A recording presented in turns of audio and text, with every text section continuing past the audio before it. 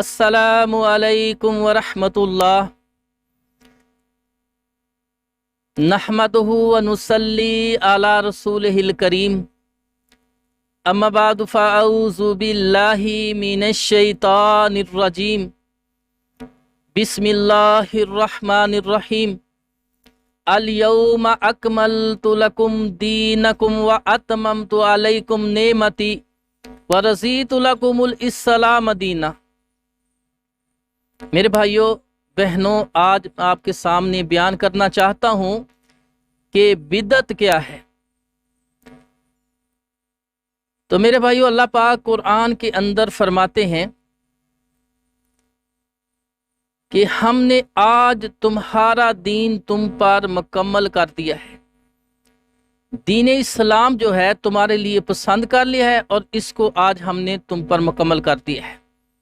یہ آیت مبارکہ نازل ہوئی حجۃ الوداع کے موقع پر۔ اس آیت کے نازل ہونے کے بعد تقریباً رسول اللہ صلی اللہ علیہ وسلم 3 ماہ بعد اس دنیا سے رخصت ہو گئے، جنت میں چلے گئے، وفات پا گئے۔ تو میرے بھائیوں، جو دین ہے دین الاسلام، قبر کے اندر، حشر کے اندر جس کے متعلق پوچھا جائے گا کیا تم نے اس دین کے مطابق زندگی گزاری ہے کہ نہیں، تو اس دین میں کسی کو کوئی اجازت نہیں ہے کہ اس میں تبدیلی کر سکے۔ دین سازی کرنا، دین بنانا، یہ رب کا کام ہے۔ اللہ پاک نے دین بنایا ہے اور جبریل کے ذریعے یا ڈائریکٹ آپ پر وحی نازل کی اور اللہ کے رسول صلی اللہ علیہ وسلم اس پر عمل کیا اور لوگوں کو اس کی ترغیب دی، اس دین کی تبلیغ کی۔ تو رسول اللہ صلی اللہ علیہ وسلم نے جب یہ آیت نازل ہوئی، اس وقت سارے صحابہ موجود ہیں، تو فرمایا کیا میں نے دین جو مجھ پہ نازل ہوا کیا تم پر پورا کا پورا پہنچا دیا ہے؟ تو انہوں نے، صحابہ نے کہا بے شک یا رسول اللہ صلی اللہ علیہ وسلم، آپ نے دین کا حق ادا کر دیا ہے، جو دین آپ پر نازل ہوا سارا کا سارا لوگوں تک پہنچا دیا ہے۔ تو میرے بھائیوں، بدعت کس کو کہتے ہیں؟ علامہ ابن منظور افریقی لسان المیزان، لسان العرب،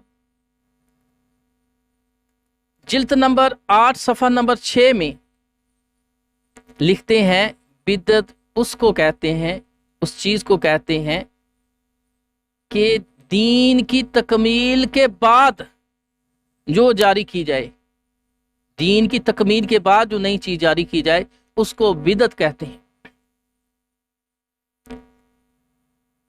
رسول اللہ صلی اللہ علیہ وسلم نے، صحیح بخاری اور صحیح مسلم شریف میں حدیث ہے، اس کے علاوہ بھی دیگر حدیث احادیث کی کتابوں میں یہ حدیث موجود ہے، فرمایا من احدث فی امرنا ھذا ما لیس منہ فہو رد۔ اسی طرح ایک اور روایت ہے شرح السنہ میں، اس میں ہے من احدث فی دیننا۔ تو اس کا جو صحیح مسلم اور بخاری میں حدیث ہے، غلام رسول سعیدی بریلوی شرح مسلم جلد 5 صفحہ 155 میں اس کا ترجمہ لکھتے ہیں کہ اللہ کے رسول صلی اللہ علیہ وسلم نے فرمایا کہ جس نے ہمارے دین میں کوئی نئی چیز نکالی جو پہلے اس میں نہیں تھی، وہ اللہ کے ہاں مردود ہے۔ اور اسی طرح مسلم شریف میں حدیث ہے، رسول اللہ صلی اللہ علیہ وسلم نے فرمایا جس عمل پر میری مہر نہیں ہے وہ مردود ہے۔ جس طرح 1000 روپے کا نقلی نوٹ ہو، شکل و صورت اصلی جیسی ہوتی ہے، لکھائی چھپائی بھی اسی طرح کی ہوتی ہے، وزن بھی اسی طرح، کاغذ بھی سائز بھی اتنا ہوتا ہے، لیکن اگر جعلی نوٹ کوئی چلائے اور پکڑا جائے تو اس کی سزا کیا ہے؟ پاکستان کے قانون میں عمر قید ہے۔ اسی طرح دین میں جو تبدیلی کرے گا، کیونکہ جعلی نوٹ چلانے والا بہت کچھ کہے گا جب پکڑا جائے کہ جی مجھے کیا پتا کہاں سے آیا ہے، یہ اسی طرح کا ہے، لکھائی بھی وہی ہے، 1000 روپیہ لکھا ہوا ہے، قائد اعظم کی تصویر بنی ہوئی ہے، اور اس میں یہ تار بھی ہے، یہ فلاں بھی ہے، حکومت پاکستان بھی لکھا ہوا ہے، 2020 یا 18 بھی لکھا ہوا ہے، تو ہر چیز اس میں کیا ہے، لیکن جب تصدیق ہوگی پکڑا جائے گا اس کی سزا جیل ہے، کیونکہ اس پر گورنمنٹ کی مہر نہیں ہے۔ جو خاص نشانی گورنمنٹ نے لگائی ہے اور اس کو خفیہ رکھا ہے، وہ اس میں وہ نشانی نہیں ہے، وہ مہر نہیں ہے گورنمنٹ کی، اسی وجہ سے اس کو پکڑا جاتا ہے، اس کو سزائے موت ہے۔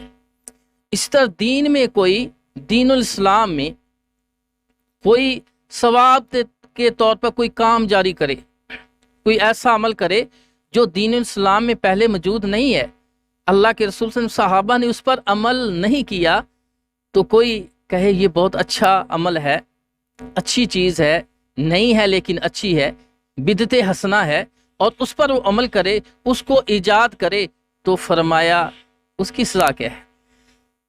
اس کی وہی سزا ہے جس طرح نقلی نوٹ چلانے والے کی سزا ہے جیل، تو اسی طرح نقلی کوئی عمل کرنے والا، کوئی اس کو بدعت کہتے ہیں، کوئی بدعت کرنے والا، تو اس کی سزا کیا ہے؟ فی النار، جہنم سزا ہے، دائمی قائد ہے اس کے لیے۔ تو میرے بھائیوں، بدعت جو ہے، حضرت امام ابن کثیر رحمۃ اللہ علیہ تفسیر ابن کثیر کے اندر لکھتے ہیں، تفسیر ابن کثیر کی جلد نمبر 4 کے اندر لکھتے ہیں کہ اہل سنت والجماعت کے نزدیک ہر وہ قول اور فعل بدعت ہے جس کا ثبوت صحابہ سے نہیں ہے۔ اہل سنت والجماعت کا کیا عقیدہ بیان کیا؟ یہ امام ابن کثیر رحمۃ اللہ تقریباً 774 ہجری میں فوت ہوئے ہیں۔ اس سے پہلے جتنے بھی اہل سنت والجماعت سے تعلق رکھنے والے اولیاء اللہ، محدثین اور اہل سنت تھے، عام خاص، تو فرماتے ہیں اہل سنت والجماعت کے نزدیک ہر قول اور فعل، ہر قول اور فعل بدعت ہے جس کا ثبوت صحابہ سے نہیں ہے، جو کام صحابہ نے نہیں کیا، بعد میں کسی نے جاری کیا ہے، وہ بدعت ہے۔ علامہ شاطبی رحمۃ اللہ احتسام جلد نمبر 2 صفحہ 134 میں لکھتے ہیں کہ حضرت حذیفہ رضی اللہ تعالیٰ عنہ نے فرمایا کہ جو کام صحابہ نے نہیں کیا تم بھی نہ کرو، جو کام صحابہ نے نہیں کیا تم بھی نہ کرو، کیونکہ پہلوں نے پچھلوں کے لیے، بعد میں آنے والوں کے لیے کوئی گنجائش ہی نہیں چھوڑی۔ تو اس لیے میرے بھائیوں، بدعت جو ہے وہ کام جو اللہ کے رسول صلی اللہ علیہ وسلم صحابہ سے ثابت نہیں ہے، اس کو جو کرے بطور ثواب جاری کرے، بطور ثواب کرے، اللہ کو راضی کرنے کے لیے کرے، اس کو بدعت کہتے ہیں۔ اب اس کا بدعت کی تعریف بریلوی مولوی محمد صدیق حنفی بریلوی اپنی کتاب بدعت کی حقیقت صفحہ 41 میں لکھتے ہیں کہ بدعت اس کو کہتے ہیں کہ کوئی نئی چیز بطور ثواب جاری کی جائے، نئی چیز بطور ثواب جاری کی جائے، اس کو بدعت کہتے ہیں۔ اور اسی طرح مولوی منور حسین عثمانی بریلوی قادری اپنی کتاب رد شرک و بدعت میں صفحہ 327 میں لکھتے ہیں کہ جو نئی چیز بطور ثواب جاری کی جائے اس کو بدعت کہتے ہیں۔ یعنی کوئی بندہ کام کرے، نبی پاک صلی اللہ علیہ وسلم کے دور میں، صحابہ کے دور میں اس کا وجود ثابت نہیں ہے، اور بعد میں کرے اور ثواب سمجھ کے کرے، تو اس کو بدعت کہتے ہیں۔ بدعت یہ نہیں ہے کہ جس طرح آج کل یہ پنکھے ہیں، نبی پاک صلی اللہ علیہ وسلم کے دور میں، صحابہ کے دور میں پنکھے نہیں تھے، کاریں موٹر سائیکل نہیں تھے، اے سی نہیں تھے اور جہاز نہیں تھے، تو بندہ اس کو استعمال کرے۔ اور اس طرح یہ سپیکر ہیں، اس کو استعمال کر کہے سپیکر کے ساتھ اذان دینے کا زیادہ ثواب ہے اور سپیکر کے بغیر اذان دینے کا کم ثواب ہے۔ تو یہ دنیاوی معاملات ہیں، سہولت کے لیے ہیں، اس کو ہم بدعت نہیں کہیں گے۔ بریلوی کے اعلیٰ حضرت احمد رضا خان صاحب کہتے ہیں کہ حقہ بدعت ہے، یہ کہہ کر آگے کہتے ہیں لیکن یہ دنیاوی امور میں سے ہے، اس کے مطلب ہم یہ نہیں کہہ سکتے کہ یعنی یہ شرعی بدعت نہیں ہے۔ شرعی بدعت اور ہے، لغوی بدعت اور ہے۔ بدعت حسنہ اور بدعت سیئہ یہ تو قسمیں اہل بدعت نے نکالی ہیں۔ امام حافظ ابن کثیر رحمۃ اللہ علیہ فرماتے ہیں بدعت کی دو قسمیں ہیں، ایک قسم ہے شرعی بدعت، یعنی جس کے مطلب رسول اللہ صلی اللہ علیہ وسلم نے فرمایا کل بدعت ضلالہ وکل ضلالۃ فی النار، کہ ہر بدعت ہی گمراہی ہے اور ہر گمراہی انسان کو جہنم میں لے جائے گی۔ یہ شرعی بدعت کا مطلب کہا گیا۔ ایک لغوی بدعت ہوتی ہے، امام حافظ ابن کثیر رحمۃ اللہ فرماتے ہیں لغوی بدعت یعنی جس طرح سیدنا عمر فاروق رضی اللہ تعالیٰ نے صحابہ تابعین کو تراویح کی جماعت پر اکٹھا کیا، یہ کیا ہے؟ لغوی بدعت ہے۔ عمر فاروق رضی اللہ تعالیٰ نے الگ الگ نمازیں پڑھ رہے تھے، کوئی کسی امام کے پیچھے، کوئی کسی امام کے پیچھے، تو حضرت عمر بن خطاب رضی اللہ تعالیٰ نے ایک امام کے پیچھے صاحب کو جمع کر دیا اور فرمایا کیا اچھی بدعت ہے۔ تو میرے بھائیو یہ عمل بدعت نہیں ہے، یہ لغوی لحاظ سے انہوں نے کہا ہے۔ بدعت تو وہ ہوتی ہے جو بعد میں جاری ہو، دین میں سے اس کی کوئی مثال نہ ملتی ہو۔ اور تراویح کی جماعت کرانا، تراویح کی جماعت کرانا یہ تو رسول اللہ صلی اللہ علیہ وسلم سے ثابت ہے، آپ نے 3 دن جماعت کرائی ہے تراویح کی، صحابہ کو 3 دن جماعت کرائی۔ چوتھے دن اس لیے نہیں آئے، آپ نے فرمایا آپ کے شوق ذوق کو دیکھا کہیں اللہ پاک عام پر یہ عمل تراویح جماعت سے پڑھنی فرض نہ کر دے، فرض قرار نہ دے دے، اس لیے میں چوتھے دن اس لیے نہیں آیا۔ یعنی آپ نے تراویح کی جماعت سے منع نہیں بعد میں کیا، فرض نہ ہونے کی وجہ کہ فرض نہ ہو جائے اس وجہ سے چوتھے دن آپ نے جماعت نہ کرائی۔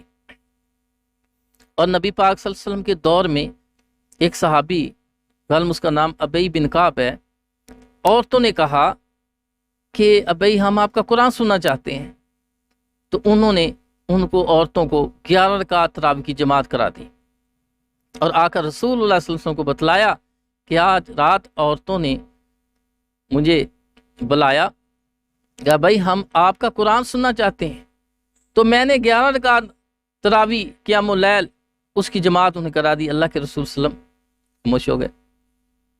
تو تراویح کی جماعت کرانی یہ نبی پاک صلی اللہ علیہ وسلم سے بھی ثابت ہے، صحابی سے بھی ثابت ہے، اور عمر بن خطاب رضی اللہ تعالی عنہ نے اکٹھا کیا اور ابی بن کعب تمیم داری رضی کو حکم دیا کہ 11 رکعت کی تراویح کی جماعت کرائیں سرکاری طور پر، اور جو اکیلے اکیلے ایک کوئی کسی امام کے پیچھے کوئی کسی امام کے پیچھے جماعت کرائے تھے، سب کو ایک امام کے پیچھے اکٹھا کر دیا۔ فرمایا کیا یہ اچھی بدعت ہے، یہ کام جو نیا ذرا ہے، اچھا ہے، کیونکہ ابو بکر صدیق رضی اللہ عنہ نے اپنی خلافت میں تراویح کی جماعت نہیں کرائی، اس لیے نہیں کرائی کہ اللہ کے رسول نے اس کو واجب قرار نہیں دیا۔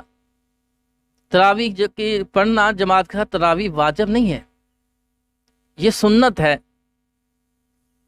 تو میرے بھائیو اب عمر بن خطاب رضی اللہ عنہ نے یہ عمل جاری کروا دیا اپنی خلافت میں، تو عمر بن خطاب رضی اللہ تعالیٰ کے متعلق تو حدیث ہے ترمذی میں، رسول اللہ صلی اللہ علیہ وسلم نے فرمایا، کیا فرمایا؟ इक्तदू बिल्लसीनी मिन बादी अबू बकर व उमर रजी अल्लाह अन्हु, मेरे बाद इक्तदा करना अबू बकर उमर की। तो उमर बिन खताब का तो नाम लेके फरमाया। और दूसरी हदीस, मेरी सुन्नत और हदायत याफ्ता खुलफाए राशिदीन की सुन्नत को ये मजबूत से पकड़ेगा वो गुमराह नहीं होगा। अब खुलफाए राशिदीन की सुन्नत, वो सुन्नत जो नबी की सुन्नत से टकराए उस पर तो अमल नहीं किया जाएगा, जो नबी की सुन्नत से न टकराए उस पर अमल करने का हमें हुक्म दिया है। और अल्लाह पाक ने कुरान में भी फरमाया है, या अय्युहल्लज़ीना आमनू अतीउल्लाह व अतीउर रसूल व उलिल अम्रि मिनकुम, अल्लाह की, हाकिमों की, नबी की ऐ ईमान वाले इताअत करो। फ़इन तनाज़अतुम फ़ी शैइन फरुद्दूहु इलल्लाहि व रसूल, अगर ये हाकिम जो हैं, ये खुलफा राशिदीन हाकिम थे, अगर हाकिमों की बात अल्लाह के रसूल से टकराए, अल्लाह से टकराए, तो फिर इनकी बात नहीं माननी, फिर अल्लाह और उसके रसूल की बात माननी है। तो मेरे भाइयों, उमर बिन खताब की ये बात कि तरावी की जमात पर लोगों को इकट्ठा कर देना, ये नबी की बात से नहीं टकरा रही, क्योंकि नबी पाक सल्लल्लाहु अलैहि वसल्लम ने तरावी की जमात कराई थी, 3 दिन चाहे कराई थी वो नबी की, ये तरावी की नफली नमाज है, तरावी को जमात से पढ़ना ये नबी की सुन्नत से साबित हो गया। नबी की सुन्नत, सहाबी की सुन्नत और हज़रत उमर बिन खताब की यानी खुलफाए राशिदीन की सुन्नत मिल गई तो ये अल्लाह के रसूल की मुखालफत नहीं है। मुखालफत होती तो फिर हम नबी की बात पर की तरफ आते, अल्लाह के रसूल की बात की तरफ आते, अल्लाह की बात पर आते। तो ये लुग़वी लिहाज से इमाम इब्न कसीर हम तो फरमाते हैं, लुग़वी लिहाज से बिदअत का है, ये शरई बिदअत नहीं है, जिसके मतलब फरमाया है कुल्लु बिदअतुन ज़लाला व कुल्लु ज़लालतुन फिन्नार। तो मेरे भाइयों, जो दीन में बिदअत की क्या तारीफ हुई, जो दीन में नई चीज जारी की जाए, सहाबा से उसका सबूत ना हो, अल्लाह के रसूल ने ना किया हो, ना सहाबा ने उस अमल को अपनाया हो, किया हो, आपकी सहाबा की ज़िंदगी ना मिलता हो, तो बाद में जारी हो, लोग सवाब समझ के करें, उसको बिदअत कहते हैं। और वो करने वाले जो हैं, इस ऐसी बिदअत पर अमल करने वाले या उसको ईजाद करने वाले हैं, उसके मतलब सही मुस्लिम में हदीस है कि उसे हौज़े कौसर पे वो आएंगे, फरिश्ते बतलाएंगे कि ए नबी मोहम्मद सल्लल्लाहु अलैहि वसल्लम, आप नहीं जानते ये जो लोग आ रहे हैं, ये आपकी वफ़ात के बाद जब अल्लाह ने अपनी तरफ तुम्हें बुला लिया था, जन्नत में ले गए थे अल्लाह पाक, बाद में दीन में कितनी कई क्या क्या तब्दीलियाँ की, कौन कौन सी नई बिदअतें ईजाद की इन लोगों ने। जब अल्लाह के रसूल सल्लल्लाहु अलैहि वसल्लम सुनेंगे तो फरमाएंगे इनको मुझसे दूर ले जाओ, इनको मुझसे दूर ले जाओ, हौज़े कौसर से हटा दो इन्हें, हौज़े कौसर का बिदअतियों को पानी नसीब नहीं होगा। एक वाइद सही मुस्लिम में और मुस्नद अहमद में हदीस है, अली रज़ी अल्लाह तआला अन्हु बयान करते हैं कि रसूलुल्लाह सल्लल्लाहु अलैहि वसल्लम ने फरमाया, अल्लाह पाक ने लानत की है उस शख्स पर जो बिदअती को पनाह देता है। आप अंदाज़ा लगाएं, जो बिदअती को पनाह देता है उस पर लानत फरमाई है, और जो बिदअत करता है, अपनाता है, या उसको जारी करने वाले, उसके पार कितनी लानतें होंगी। इसी तरह तबरानी औस की जिल्द 5 में सफ़ा 113 में है कि रसूलुल्लाह सल्लल्लाहु अलैहि वसल्लम ने फरमाया, बिदती आदमी जो है उसके लिए तौबा का दरवाज़ा बंद है। कितनी बड़ी वईद है कि ज़ानी आदमी के लिए तौबा का दरवाज़ा बंद नहीं है, चोर के लिए बंद नहीं है, शराबी के लिए बंद नहीं है, लेकिन बिदती के लिए तौबा का दरवाज़ा बंद है। क्यों बंद है? इसलिए बंद है कि वो जो शराब पीता है वो जानता है ये गुनाह है, और चोरी करने वाले को पता है ये बुरी चीज़ है, गुनाह है, शराबी को पता है शराब पीना मना है, लेकिन जो बिदअत करता है वो तो सवाब समझ के वो काम कर रहा है, उस पर वो तौबा करेगा ही नहीं। इसलिए बिदती आदमी के लिए तौबा का दरवाज़ा बंद है, नबी करीम सल्लल्लाहु अलैहि वसल्लम ने फरमाया है। तो मेरे भाइयों, अब बिदअत की एक तो मिसाल दे देता हूँ, मिसाल देने तकलीफ तो होती है। अब देखें, ये ईद मिलाद नबी है, ये नबी पाक सल्लल्लाहु अलैहि वसल्लम के दौर में, सहाबा के दौर में ईद मिलाद नबी नहीं मनाई गई। जो मनाने वाले हैं वो खुद कहते हैं। ताहरुल कादरी ने अपनी किताब में लिखा, غلام السعیدی بریلوی نے جاء الحق میں لکھا، اسی طرح غلام السعیدی بریلوی نے شرح مسلم میں لکھا، عبدالسمیع رامپوری نے انوار ساتھ میں لکھا ہے۔ اس طرح تقریباً 12 سے 13 علماء نے، ان کے حوالے میں نے نوٹ کر رکھے ہیں، کہ انہوں نے کہا ہے کہ یہ عید میلاد النبی جو ہے 6 صدی میں شروع ہوئی ہے۔ صحابہ، تابعین، تبع تابعین، ائمہ اربعہ اور اس سے بعد والے، یعنی 500 سال تک کسی نے عید میلاد النبی نہیں منائی۔ سب سے پہلے شاہ اربل نے منائی، جو تقریباً 604 ہجری کے ہیں۔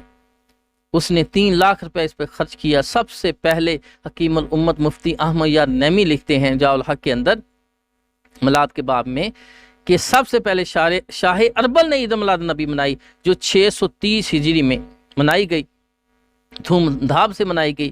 اس پر ابو الخطاب نے ایک کتاب لکھی، اس کے فضائل بیان کیے، اس کے دلائل اکٹھے کیے، تو بادشاہ نے اسے 1000 اشرفی نام دی۔ اور امام سخاوی رحمۃ اللہ فرماتے ہیں 3 زمانوں تک کسی نے عید میلاد النبی نہیں منائی۔ تو منانے والے جو ہیں انہوں نے کہا ہے کہ یہ بدعت حسنہ ہے، جس 6 صدی میں یہ عمل شروع ہوا۔ تو میرے بھائیوں، جو کام نبی پاک صلی اللہ علیہ وسلم نے نہیں کیا، صحابہ نے نہیں کیا، تابعین نے نہیں کیا، ائمہ اربعہ نے نہیں کیا، ویس کرنی نے نہیں کیا، حتیٰ کہ پیران پیر شیخ عبد القادر جیلانی رحمۃ اللہ نے نہیں کیا، بابا فرید رحمۃ اللہ نے نہیں کیا، حسن بصری نے نہیں کیا، اولیاء نے نہیں کیا، امام بخاری، مسلم، ترمذی، ابن ماجہ نے نہیں کیا۔ تو اس کو لوگ کہتے ہیں یہ بدعت حسنہ ہے، اس میں حرج کیا ہے، اور بطور ثواب کرتے ہیں۔ عید میلاد النبی منانا ثواب سمجھتے ہیں۔ اسی طرح اذان کے سے پہلے یا بعد میں الصلاۃ والسلام علیک یا رسول اللہ کہنا،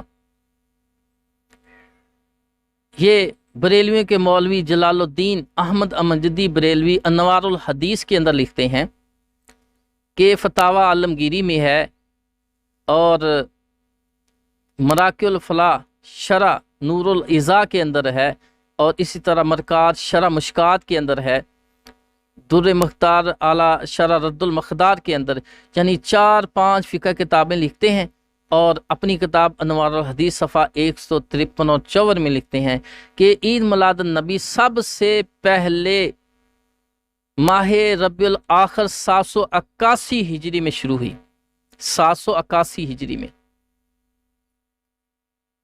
اس سے پہلے کسی نے اذان کے ساتھ الصلاۃ والسلام علیک یا رسول اللہ نہیں پڑھا۔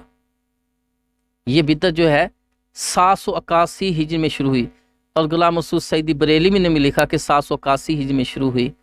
اور ایک کتاب غالباً احکام شریعت ہے، اس میں احمد رضا خان بریلوی نے بھی لکھا کہ یہ 781 ہجری میں عشاء کے وقت شروع ہوئی۔ تو میرے بھائیوں، اس کے بہت سارے حوالے ہیں کہ 781 ہجری میں اذان کے سے پہلے یا بعد میں الصلاۃ والسلام علیک یا رسول اللہ پڑھنا، یہ کام شروع ہوا، یہ نیا کام، اور اس کو لوگ ثواب سمجھتے ہیں، تو یہ بدعت ہے، اور خود یہ کہتے ہیں یہ بدعت حسنہ ہے۔ تو میرے بھائیوں، رسول اللہ صلی اللہ علیہ وسلم فرمائے کل بدعت ضلالہ وکل ضلالۃ فی النار، ہر بدعت ہی گمراہی ہے۔ یہ تو دین اسلام ایک ڈاکہ ہے،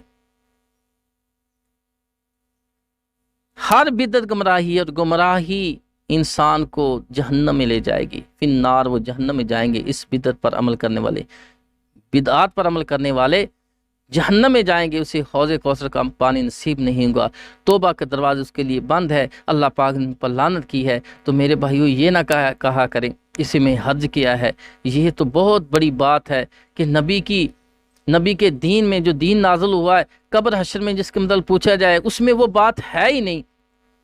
اور اللہ کے رسول فرمایا ہے من احدث فی امرنا ھذا ما لیس منہ فہو رد، جس نے ہمارے دین میں کوئی نئی چیز نکالی جو پہلے نہیں تھی، وہ مردود ہے، وہ قبول نہیں کی جائے گی۔ تو ایسا عمل ہم کیوں کریں؟ اور بہت سے دین کے معاملات ہیں، بہت سی سنتے ہیں، بہت سے عمل ہیں جو ہم اس پر عمل نہیں کرتے۔ کیوں نہ وہ کریں جو اللہ کے رسول سے ثابت ہیں، کیونکہ نبی کی پیروی کرنے سے فرمایا فاتبعونی یحببکم اللہ ویغفر لکم ذنوبکم واللہ غفور رحیم۔ اللہ پاک نے فرمایا جو میرے نبی کی پیروی کرے گا، میں اللہ اس سے راضی ہو جاؤں گا، اس کے گناہوں کو معاف کر دوں گا، کیونکہ گناہوں کو معاف کرنے والا رب کی ذات ہے۔ تو میرے بھائیوں، بدعت کیا ہے؟ جو بعد میں شروع ہو، دین اسلام میں پہلے نہ ہو، نبی اور صحابہ نے اس پر عمل نہ کیا ہو، تو لوگ ثواب کے طور پر عمل کریں، اس کو کہتے بدعت۔ اگر ہم بدعت حسن یہ بدعت حسن ہے، اگر ایسا چور دروازہ ہم نکالنے کی اجازت ہوتی دین میں، تو جتنے بھی اللہ کے ولی ہیں یا عام خاص بندے، ہر کوئی نیا کام شروع کر دے، اچھا کام۔ کوئی بندہ کہے کہ ایک رکعت میں 2 سجدے ہیں اور اللہ پاک کو سجدے زیادہ پسند ہے، تو میں ہر رکعت میں 3 سجدے کیا کروں گا، دوسرے 2 کرتے ہیں، میں 3 کیا کروں گا، تو کیا میرے سجدے بڑھ جائیں گے؟ میں اللہ کے زیادہ قریب ہو جاؤں گا، نبی پاک ان کے ساتھ جنت میں چل جاؤں گا۔ اللہ کو سجدے پسند ہے، نبی کو سجدے پسند ہے جو کثرت سجدے کرتا ہے۔ تو میرے بھائیو، یہ تو نبی کا دین خراب ہو جائے۔